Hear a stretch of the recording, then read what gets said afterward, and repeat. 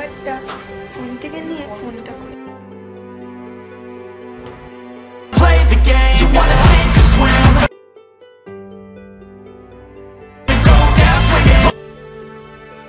Hello hello, আরে কি খবর?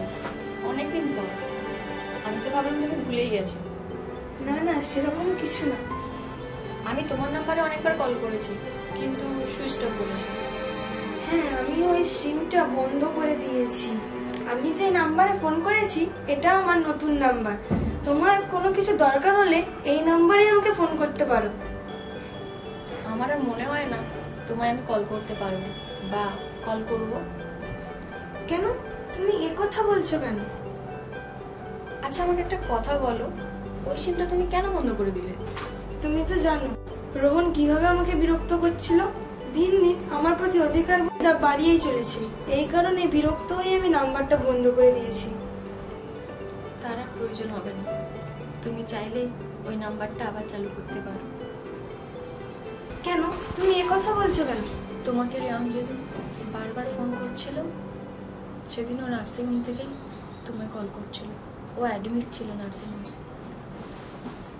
তোমার মোবাইলের সুইচ অফ হয়েছে 16 দিন, আর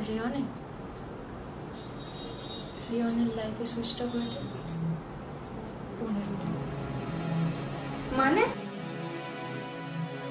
তুমি কি যাতা বলছো? যাতা না, সত্যটা তোমার সামনে প্রকাশ করছে। রিয়নের মৃত্যুটা আত্মহত্যা নাকি খুন, সেটা আজও কেউ জানতে পারলো না। টাকা থাকলে হয়তো জানা যেত তার প্রকৃত কি হয়েছিল। নিজের কথাতে আছে না, বড় লোকের খেয়াল, পাগলা শিয়াল, ভাঙা দেয়াল, এগুলোকে না বিশ্বাস করতে হবে। এসব তুমি কি বলছো? গরিবের না ভালোবাসার দাম হচ্ছে, দাম আছে মৃত্যু। আজকে কেবল বুক ভরা অভিমান। আমারই ভুল। সেদিন যদি আমি ফোনটা তুলতাম তাহলে মনে হয় এরকম হতো না।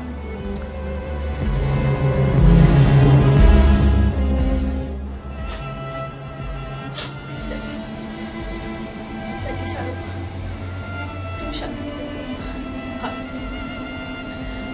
মনে হয় না আর কোনোদিন কথা হবে তোমার সাথে।